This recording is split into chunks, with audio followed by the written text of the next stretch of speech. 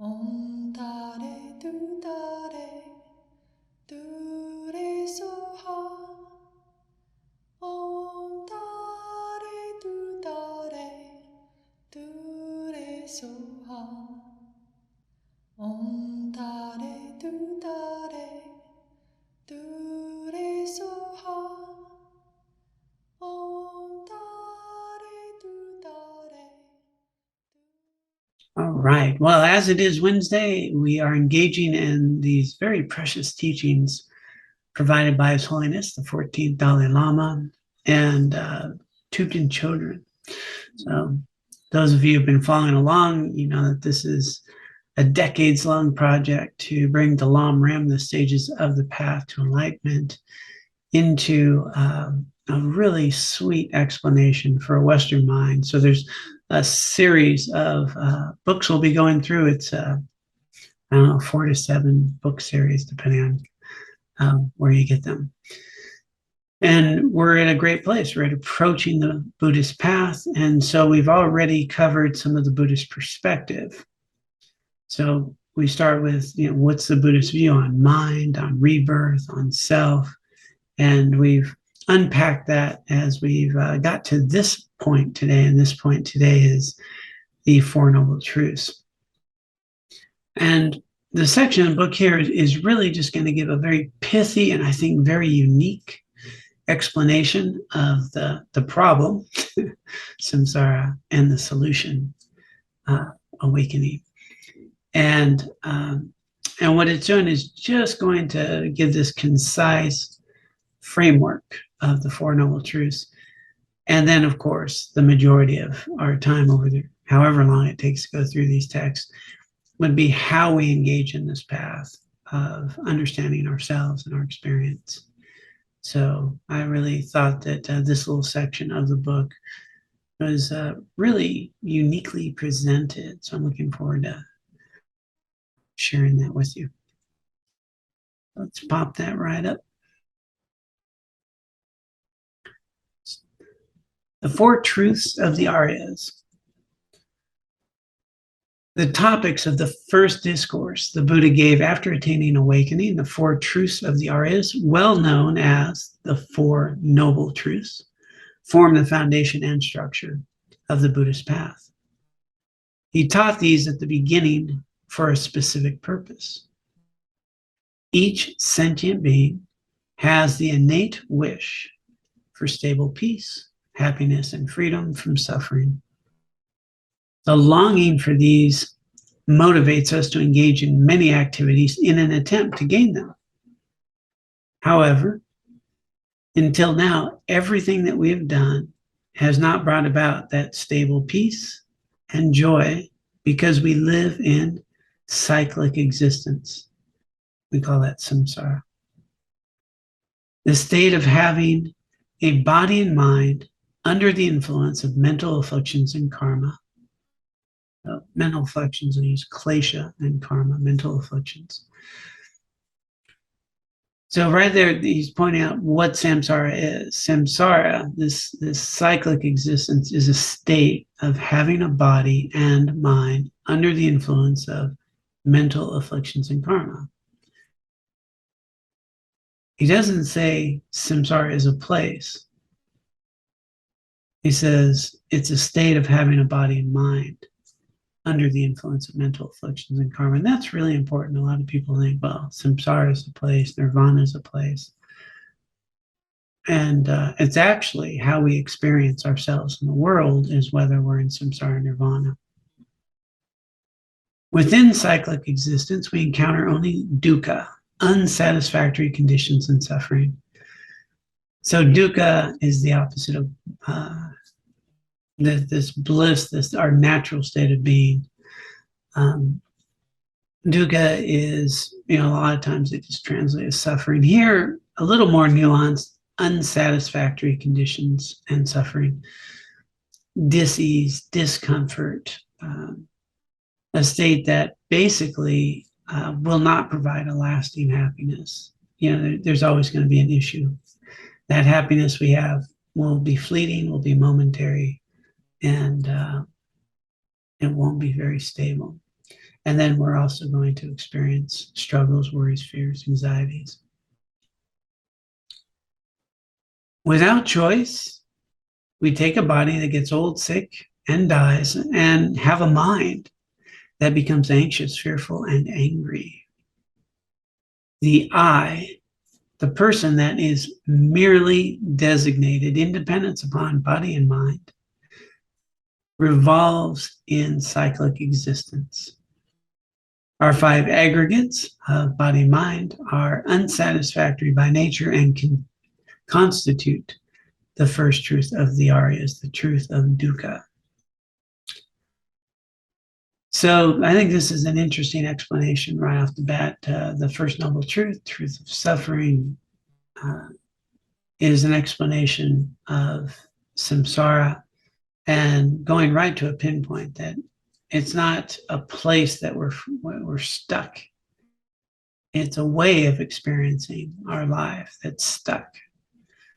And as long as we're in this state of samsara, this afflicted state, well, we are going to notice that we're in a body, it gets old, sick, dies. We have a mind that becomes anxious, fearful, and angry.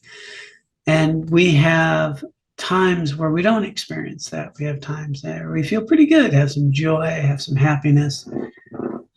But we'll also notice that that was very fleeting. And then some of the things that we really find joy in actually can become the cause of our suffering. When I don't have it, when I'm fearing losing it, when I don't get it, when I don't get what I want. And so in this state of affliction,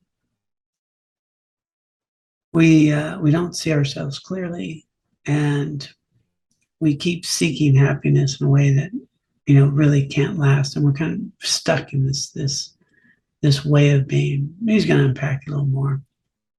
We did talk about the five aggregates previously. So the five aggregates, if you weren't here prior to this, are really what constitute a sense of self: form, a body, feeling, sensation, discrimination, the ability to discriminate objects. This sort of package of what we call volitional activities or mental activities as well. In other words, karmic imprints and volition and tendencies and habits. And then consciousness. So these five together come together: body, feelings, this discrimination, these mental activities, and consciousness. And put together, there's this thing called John. I think I'm John. This is what arises. The self arises independence upon these five. And so I know we pack back. That's just a brief explanation for those of you who might be new. So our five aggregates, body and mind, are unsatisfactory by nature and constitute the first truth of the Aryas. So why are they unsatisfactory? They're unsatisfactory because they're contaminated. They're afflicted, and they're governed by karma. The causes of the five aggregates are mental afflictions, skewed attitudes, and disturbing emotions, the chief of which is ignorance, misperception, misunderstanding, and polluted action. So this misperception, this afflicted mental states, combined with polluted actions, that's karmic actions. These constitute the second truth, the truth of the origins of dukkha. So we've got typically what's called the truth of suffering, truth of the cause of suffering. The cause, what gives rise to our experience in this conditioned existence of body and mind, our misunderstanding, this misperception, and the karmic imprints, the polluted actions that we've engaged in throughout time. The final true cessation, the third truth, is liberation and nirvana, the state of peace, joy, and fulfillment that we seek. Here, ignorance, afflictions, and polluted actions, and the unsatisfactory experience they cause have been extinguished from the root, so they can no longer arise. You're free. You're no longer a prisoner of habit, of conditioning, of karma. You're free of all those afflicted states. You're liberated. You're awake. No longer a prisoner of these afflicted states. And you didn't go anywhere else. Right? You didn't go anywhere else. You just know who you are now. You can see clearly. True cessations are attained by depending on a method that eradicates ignorance. They keep using the ignorance, I keep using misperception. Sounds gentler, doesn't it? But right, it's a misunderstanding. It's not understanding who I am, not aware of the sort of true nature of self and of experience. So let me say that again. True cessations are attained by depending on a method that eradicates ignorance. This is true paths, the fourth truth, which consists primarily of the wisdom realizing the ultimate nature, the emptiness of inherent existence of all persons and phenomena, and the virtuous consciousness supported by that wisdom. And so we're talking about bodhicitta and wisdom. We cultivate bodhicitta and wisdom, this path to achieve liberation. These paths require time and diligent effort to develop. We cannot hire someone else to accomplish them for us, like employing a mechanic to fix your car. How to cultivate these paths and actualize nirvana is the subject of this series. So just laying out the fourth noble truth, the path, truth of the path. Well, that's going to be, everything that we're doing through these whole series of teachings. But we're getting a framework here that what's the problem? The problem is I'm in a state of conditioned existence and I can't actually achieve the happiness I want. I actually have very little power to do many things that I want. For example, can I choose what I pay attention to or not? I might say, I'm going to pay attention to this and not worry about that. And your mind's going to say, oh no, we're going to worry about this. We are so going to worry about this. I'm going to choose to develop a new habit today. I'm going to do this healthy thing for myself today. I'm going to start doing this every day. And then, 2 days later, I'm not doing it. We find that we have very limited capacity to actually even engage in things that we find, truly important, that we value. Because we have a mind that's dragging me around, it's creating fears, worries, anxieties, getting caught up in habits and conditioning, and often very little capacity to even develop a new habit that we know would be good for us, let alone much choice about how my partner is going to, maintain themselves in our relationship. Everybody realize you don't have much power over your partner. Anybody get that? Yeah. Yeah. So anyway, this is this issue here, and what was being pointed out is the causes for it are not somewhere out there. We're not forced into something. That we arise in this way because of different karmic imprints and misunderstandings and ways that we've cultivated ourselves, which is great because we can free ourselves from this. So he's going to get to that point. And let's just continue, and we'll take a little time here for some discussion. The process of attaining nirvana begins with understanding the first truth, the nature of dukkha, and the various types of unsatisfactory circumstances and suffering that afflict sentient beings in cyclic existence. When some people really hear this, that our very existence is suffering, well, they kind of cringe at that, right? They fear that reflecting on their suffering may only make it worse, and therefore believe that no benefit would come from learning the Buddhist teachings. Yeah, it's not a great sales pitch to tell everybody, hey, come join our crew because we'll tell you how you suffer. And let's make sure you understand how you suffer. And there's lots of ways that you suffer. Let me count the ways here. Let me break it down to where everything in your life ultimately will not bring you the lasting happiness you seek. Come hang out with us. Not a great sales pitch, not a good marketing thing. And a lot of people will sit there and think, whoa, these Buddhists are pretty darn pessimistic. A lot of people say, wow, they just focus on suffering. He says, this would be true if it were impossible to free ourselves from the causes of dukkha, right? I mean, that makes sense, right? If it says, hey, you're stuck in prison, your prison's going to suck, everything that you engage in will not last, and you're going to die. Yeah, probably not going to feel too optimistic.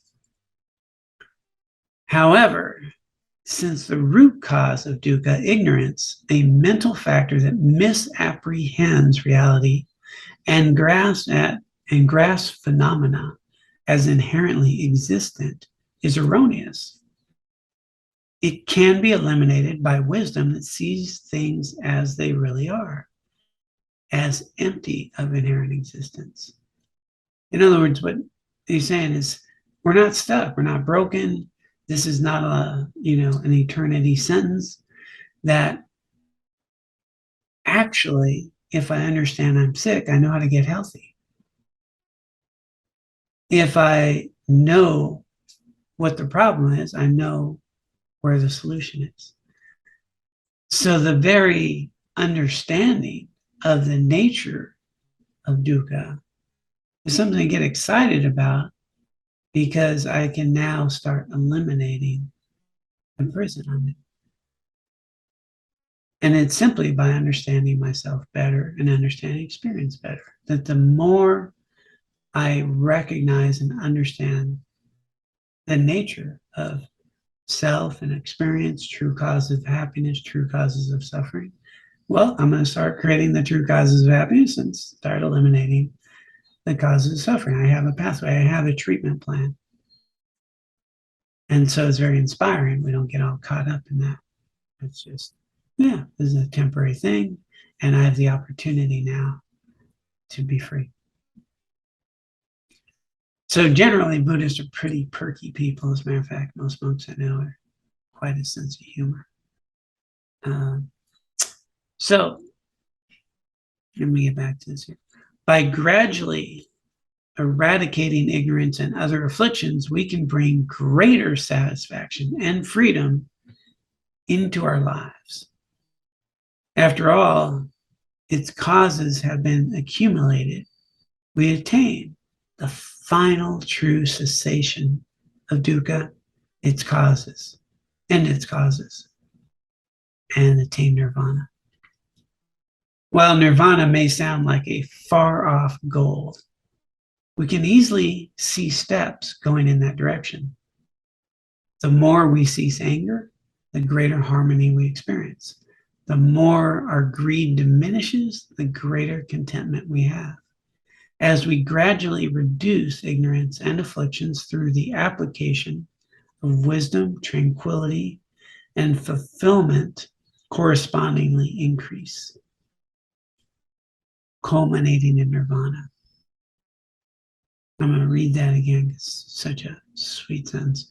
As we gradually reduce ignorance and afflictions through the application of wisdom, tranquility, and fulfillment correspondingly increase, culminating ultimately in nirvana. And this is important to understand. This is that we're on a path, that this is a process, and there is a progressive reward. that I actually can feel a lot better right now by engaging in this path, and immediately start improving the quality of my life, having more harmony and a greater sense of ease and fulfillment as I engage in the path now, even before I eliminate all of the mental afflictions and make progress. Hence, recognizing and reflecting on our suffering has a special beneficial purpose. It activates us to discover its root and subsidiary causes and to eradicate them by practicing the path to peace that leads to the true freedom of nirvana. Pause right there. And the main point when he gets to the end is exactly what he's alluding to now. It's hard to get healthy and well when you don't know you're sick. So the Buddha taught, first thing, we're sick. If you don't understand you're sick, there's not much motivation to get well. And so when we talk about the rare and precious human life, the rebirth, or the life that we have, one of those qualities is that we have taken kind of a look at life and noticed that, eating ice cream is not the cause of happiness. That having a nice vacation, having a wonderful partner, getting our, job of a lifetime, that all these things can happen, and yet I'm still able to have insecurity, fear, stress, worry, frustrations. And that even as the quality outwardly of my life improves, I can have an abundance of things. I can still suffer and have fear and insecurity and worry and pain, and I'm going to lose friends. And these things in life are not stable. As a matter of fact, believe it or not, your relationships will change. Your job will change, your house will change, your town you live in will change. And so these things are going to be a state of being. And we've taken a look at this and we realize, wow, what would it be like? What would it be like to have something stable, something lasting, some equanimity, some stability? And is it necessary to get into the hedonic treadmill of life, trying to get this and that to be okay for a little while? And is that really what my life's about? Trying to chase down as much hedonic pleasure as I can? And will that provide me the peace I'm looking for, the meaning, the purpose? If I don't recognize that this doesn't work, there's not much motivation to change, to seek, to cultivate a path of understanding. So right off the bat, he's just letting us know this is important to understand. And it's not something to be afraid of, as we noticed, right? It's, wow, let's look at all the ways you suffer, or all the ways that you don't find happiness. Let's explore how it works so I can understand how to get better. And that there is a method. So let me pause there. Anyone have any questions or comments before we explore the 3 types of suffering or dissatisfaction that we get to have in this life? Hi, John. Just a quick question. I think it's probably a moot point, but what does life look like? I mean, how do you stay in the world? Samsara is not a place, right? Nirvana is not a place. You're living in the same world. I'm having a little trouble wrapping my head around what life would actually look like if you attained this. I mean, you're still in the world. Maybe, I don't know. Maybe not. Maybe you just. No, world's just an idea.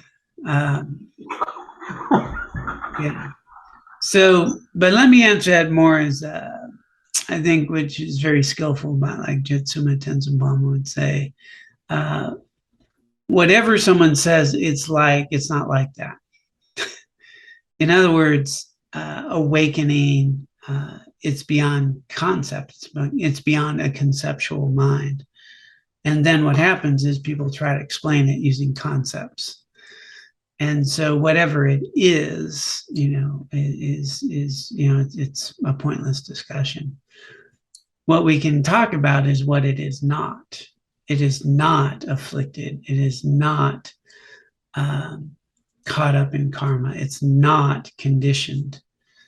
And so, when people try to point out, there's a great metaphor and sort of imagery that's used in the Buddha's pointing at the moon. And it's basically these things can point you there. It cannot be explained, what it is, but it can be known. In other words, you can directly experience it. But when someone tries to explain that which is non-conceptual, reason conceptual mind. So, but it's liberated from all this, and the metaphors and stuff. No beginning, no ending, no coming, no going. But the point that I think is tangible, practical, that is helpful, is it is freedom from all of this conditioned existence, and no longer subject to karma, none of that. And so that would be, this awakening, total freedom. But you wouldn't be necessarily in a body or in a world like we have a world. And to give you a context of something, to try to wrap our head a little bit around the fact that the place doesn't need to change. I like the analogy of, I see Rita's image of the cat up there, black cat. Anybody see that? I am a human body, and I'm experiencing, let's say my living room as John would in a human body. Rita's cat in my living room will be experiencing a very different environment. The same stuff's there, but the cat isn't going to, particularly know a piano or a table. And what the cat is seeing or experiencing in the same room from the perspective of a cat is very different, even though everything in the room is the same. Likewise, as I cultivate greater realization, great understanding in my own life, I started experiencing the same environments differently. They have a different feel to me, and even people, that maybe I used to find annoying, I don't find annoying anymore. And so what happens gradually is that the same world I am currently walking, world that I am visiting, I can experience people, places, events very differently than I used to. And the greater understanding of interdependence and causes of how I experience my food, other people, like what are the true causes that contribute to how I experience someone as annoying or pleasurable, and how much I have to do with that. Then I learn how to work with that. And then people I used to find annoying aren't so annoying. Food, that I used to not be able to eat, I might enjoy. And so all this will start shifting on a very practical level in the world we're living in. But to try to ask what it would be like to be fully awakened, there's really not a direct explanation for that. I just point at the moon.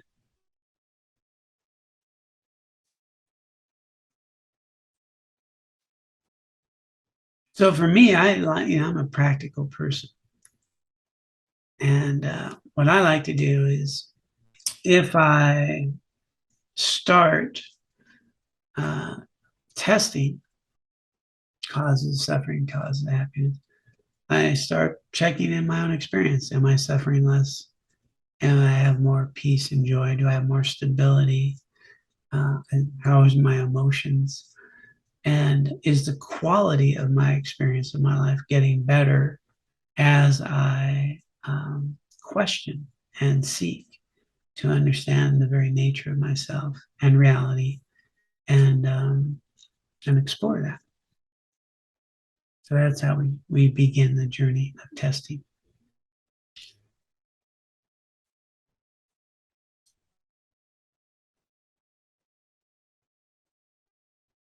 Anybody else? Okay, well, let's get into these, what we typically call 3 types of suffering. And I'll bring that up. The Buddha spoke of 3 types of dukkha. The first, dukkha of pain. So this is stuff we can explore. This is the physical and mental suffering that all beings see as undesirable. All world religions agree that destructive actions such as killing, stealing, lying bring physical and or mental pain. Just let me back up a sec here. So this dukkha of pain, we can all relate to. We have pain, if our body hurts, that's a physical pain. We have mental suffering, right? Distress, anxiety, sadness, heartbreak, fears, right? So we have mental and emotional pain. I think everybody can relate to that, right? There's nothing Buddhist about that. This is direct. We can do that. Now, the second point is interesting. All world religions agree that destructive actions such as killing, stealing, lying bring physical and or mental pain. So, here, clearly from a Buddhist point of view, they're talking about causes of mental and emotional suffering and pain, negative karmic actions, right? Harmful activities. And if you look at other religions, and again, all world religions, that's a big thing, but the major world religions, probably more accurate. They talk about the importance of ethics, the 10 Commandments, so forth, that there's going to be an amount of pain that arises from those types of activities. Psychology will understand that we're going to have shame, guilt, pain, lots of things that will arise from unethical behavior. To counter this pain and the actions that cause it, all religions teach some form of ethical conduct. Scientists also seek to remedy physical and mental pain. They do this by developing the means to change its external causes that are in the environment or due to malfunction of our body, our brain, and nervous system, or our genes. So, there's lots of remedies here. We can apply different remedies. I remember Laura telling me one of her doctors told her prescription should be, a 3-month vacation in Costa Rica and don't do anything, which, is actually probably would have been exactly what the doctor ordered. And, sometimes, changing our environment, food, etc., things that can improve the physical or mental or emotional ailments that we have.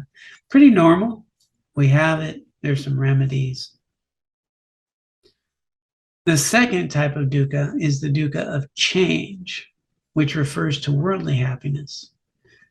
Why did the Buddha call what is conventionally considered happiness, such as pleasant sensations, dukkha?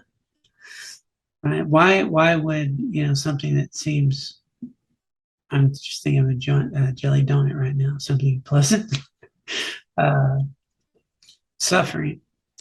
Worldly happiness is unsatisfactory because the activities, people, and things that initially give us pleasure do not continue to do so. Now that is tricky business, right? You'd think if you got more of what you like, you'd be happier. Try playing your favorite song 1,000 times. How much joy will that bring you? I could start right now with "It's a Small World After All." It's a small world after all. You know, and Laura doesn't even let me sing the Partridge Family anymore for some reason. But things that bring us pleasure will pretty quickly stop bringing you pleasure the more you have of them. That's right. And then there's other aspects. So it's going to change. Just let me finish what he's saying. Although eating, being friends, receiving praise, and hearing good music may initially relieve pain or boredom and bring pleasure, if we continue to do them, they will eventually bring discomfort or fatigue. So even, the car that once brought us great joy, after a few years, some people get tired of that car and want another car. Or you may still love that car, but it can bring you pain in that now I'm worried about where I park it. I'm worried about if somebody's going to steal it.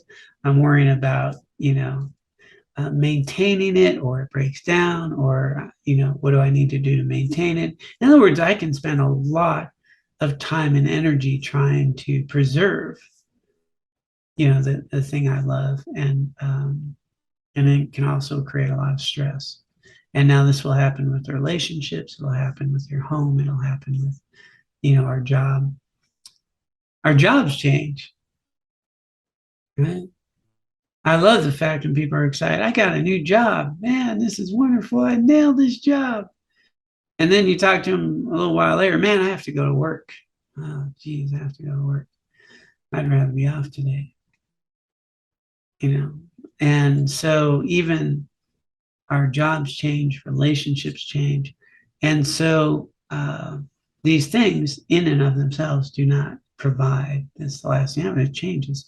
And more to the point, the very things that I really believe will bring me happiness in my life, relationship, house, job, the vacations, the lifestyle I want. Well, what do you stress and worry about the most? Your relationships, the job, the career, the home, the things that you want. So these things that I'm perceiving as the cause of my happiness are actually transforming into my worries, fears, stresses, and things that I'm pretty unhappy about sometimes.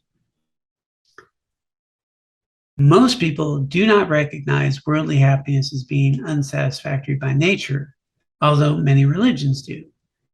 Some Hindus see the unsatisfactory nature of worldly pleasures and seek deep states of single-point concentration that are far more enjoyable. Some Christians abandon worldly pleasures in favor of a state of rapture or grace. Why is he bringing this up? He's just making a point that most of humanity does not recognize worldly happiness as being unsatisfactory by nature. Most people do not think sitting in the hot tub is a terrible thing. Nor do I. But I do not see it as the cause of my happiness. And but he's making a point that, okay, this still is not a Buddhist thing. Very basic suffering of pain, that's not Buddhist, nothing Buddhist about that. There's all kinds of remedies, and people focus on that. Suffering of change, still not a Buddhist thing. Like different religions, Hindus and Christians realize that if you're seeking worldly happiness, it's not going to give it to you. Christians will even, state of rapture, grace, or, ethical living, ways of living simply. Hindus will have their paths too. So the third type of dukkha, the pervasive dukkha of conditioning, is the fact that we have a body and mind that are not under our control.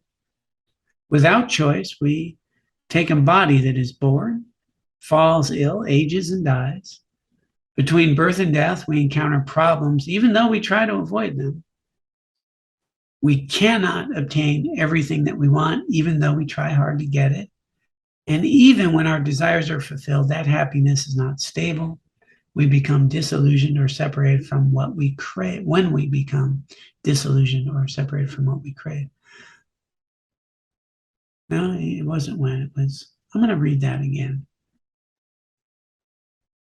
We cannot obtain everything we want, even though we try hard to get it. And even when our desires are fulfilled, that happiness is not stable.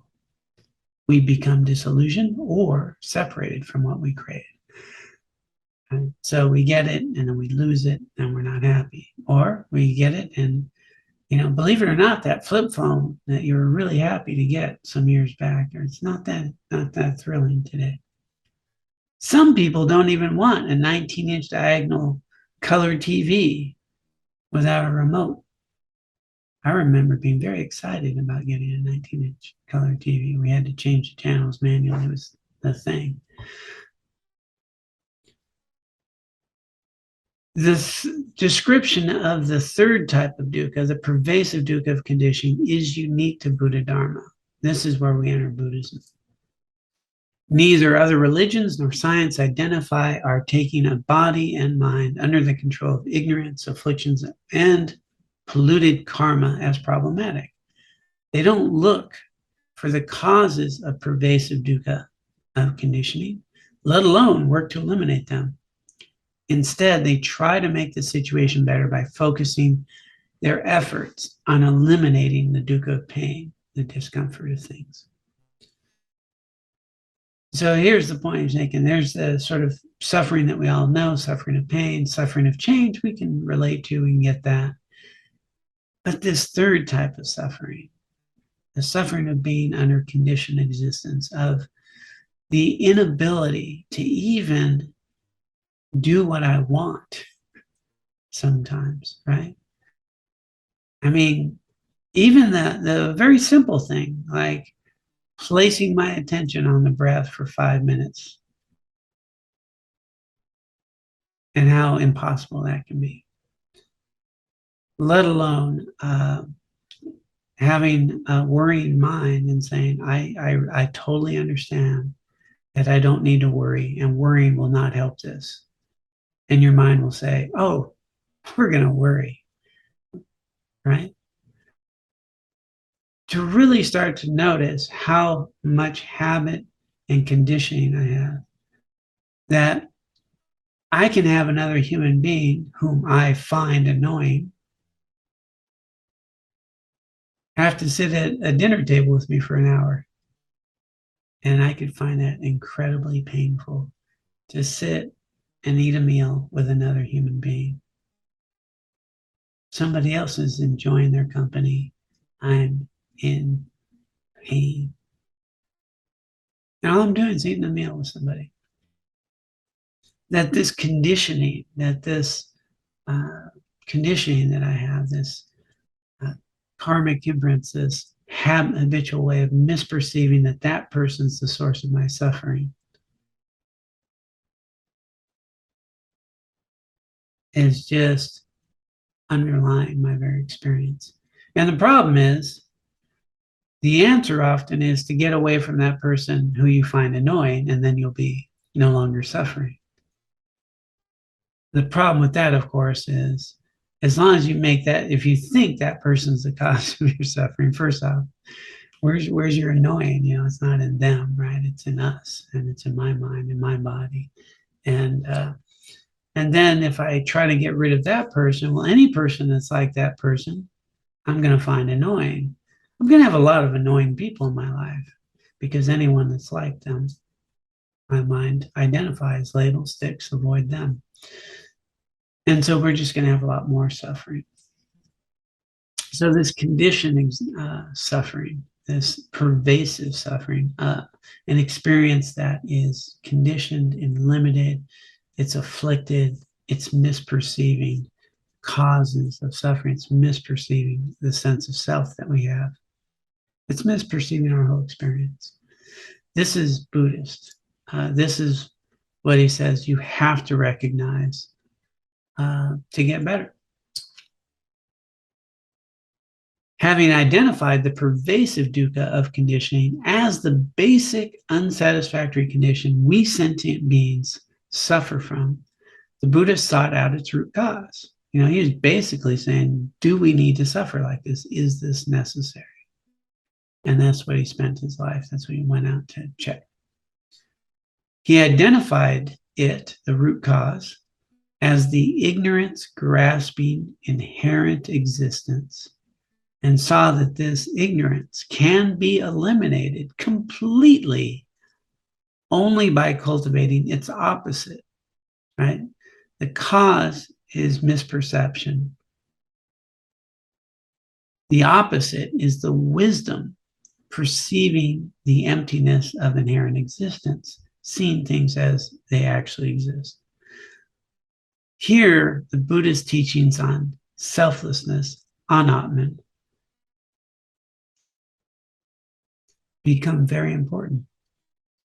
He explained that when we search for what ignorance apprehends, right, when we search for what our misperception apprehends, the inherent or independent existence of persons and phenomenon, again, big words, technical terms, we unpacked a little bit, we'll unpack more. As a matter of fact, the next section is on that.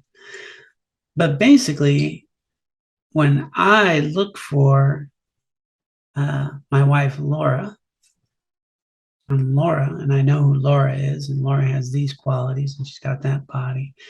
When I look to really find what aspect of her body or mind, who she is, Laura is, I'm not going to find Laura. I'll see a body, I'll see some things, but I'm never really going to find the essence of Laura. Can't find it. Nor John. John's a concept in my mind. You all are seeing a very different John. Right? You're all experiencing a different John than each other. And you all will experience a different Laura than I experience.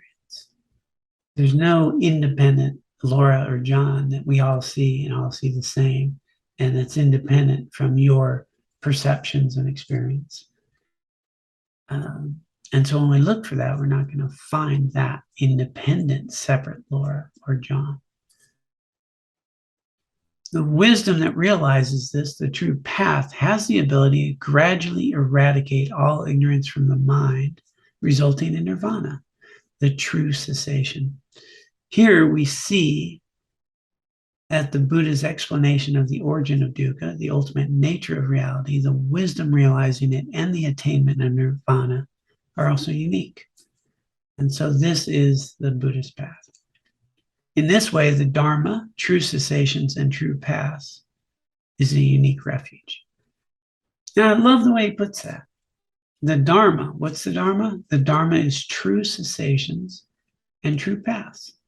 Things that you do that actually eliminate suffering.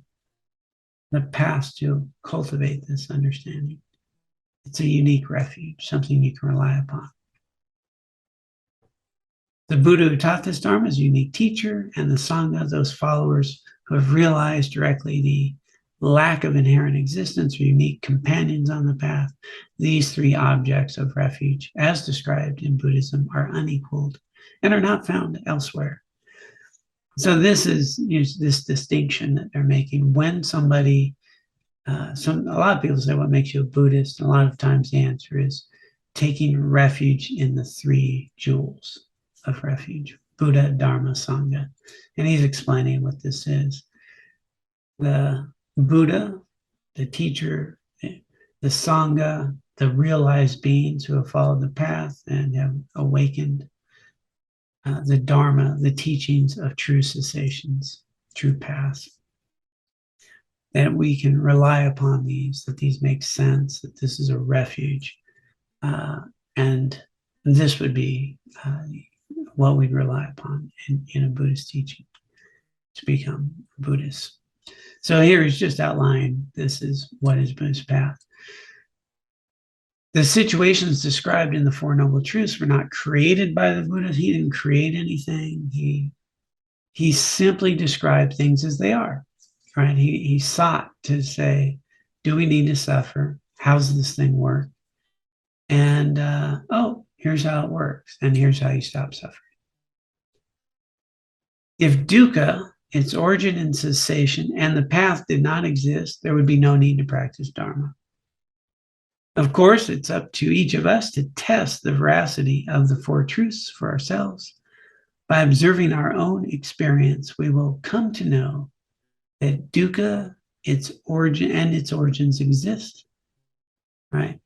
So this is, I think, a unique feature to Buddhist Dharma. Myself, is the Buddha never said this is, the only way. He said, check it, see if it's the way, test it. Don't take my word for it. And if you test it, His Holiness is saying, you will come to know that dukkha and its origins exist. Although we may not directly know true cessations and true paths, that's like how we get rid of it. First we can know that they exist. And then, although we may not know true cessations and true paths at this time, they too also exist. He's just telling you they exist. Through understanding that dukkha and its origins can be eliminated, we understand that true cessation can be attained. This brings conviction that true paths are the means to bring about peace in our minds.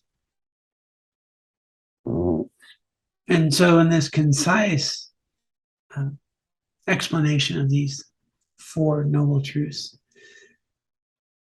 the key here that he wants everyone to take away is to check on this suffering. If I don't think I'm suffering from afflicted mental states or that this conditioning's a problem, there's not much motivation to eliminate it. And if we start testing the theory here and start to see, well, wait a minute, where's my anger and anxiety and fear? Is it in that person or the event or the thing that's happening? Or is it from my belief that that is the source of my happiness or my suffering? And is that true? Is that belief true? Then we might start seeing, hey, you decided to be a happy person today. And then were you happy all day? No, some part of the day I was nervous, I was anxious, I was insecure. Oh. How much freedom do we have?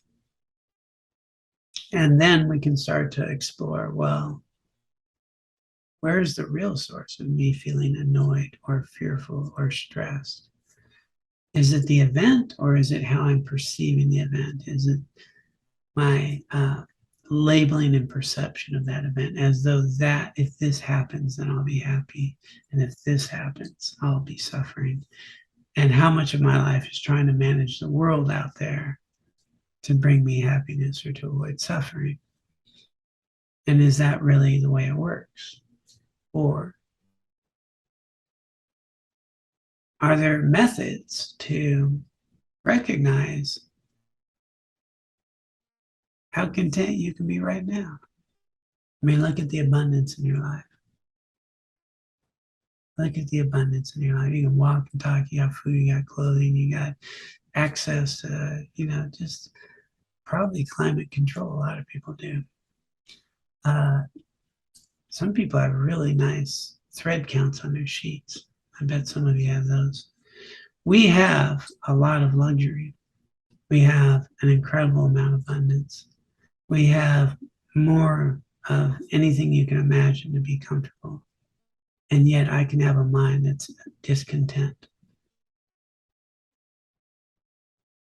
So is the method to eradicate that discontent more stuff, better thread count, nicer home?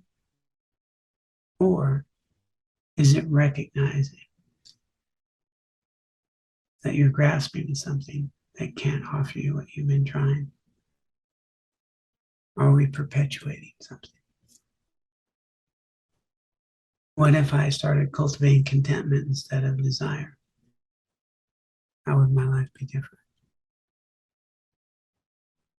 What if I started to recognize how supported I am in every moment of my life by the air, the people in my life, the people who make the food, the clothing I wear, the things I have, the education I have, the language I get to use, the computer I'm on, whoever made the computer, all these resources that give rise to life that I have, that I exist in dependence upon a myriad of causes and conditions and other people and animals and events that support the very life I live and participate in. What if I started understanding that a little more and stop seeing myself as independent from?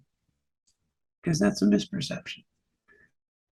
We cannot exist independently. There's no such way. Food, clothing, words, language, experience, whatever, everything, including your parents, contribute to the opportunity to exist. So the Buddha then just basically is saying the answer is to see yourself and your experience more accurately so you stop misapprehending the events, the people, yourself in ways that we don't exist. And most of that can be pretty straightforward that we can analyze and look at. And then as we do that more, there's less room to suffer because we will have less misperception. Basic Buddhist theory. All of this is from misperception. So if I see more accurately, I'll misperceive less. I'll suffer less.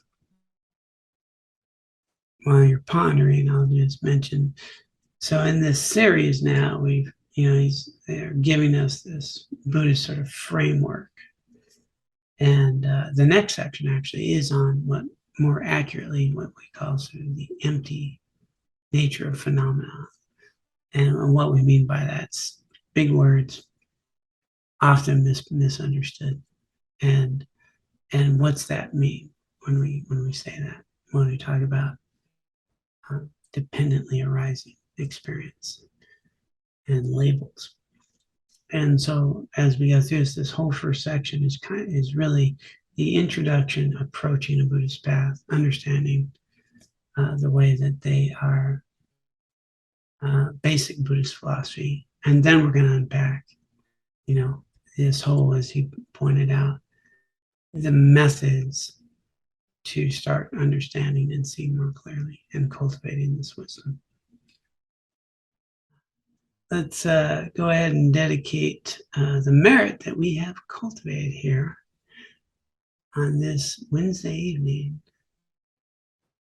And again, I'd like to just take a moment to be in the moment to recognize the tireless efforts of countless beings over centuries that have dedicated their lives to refining their own qualities, to engaging tirelessly in compassionate, loving kindness, wisdom activities,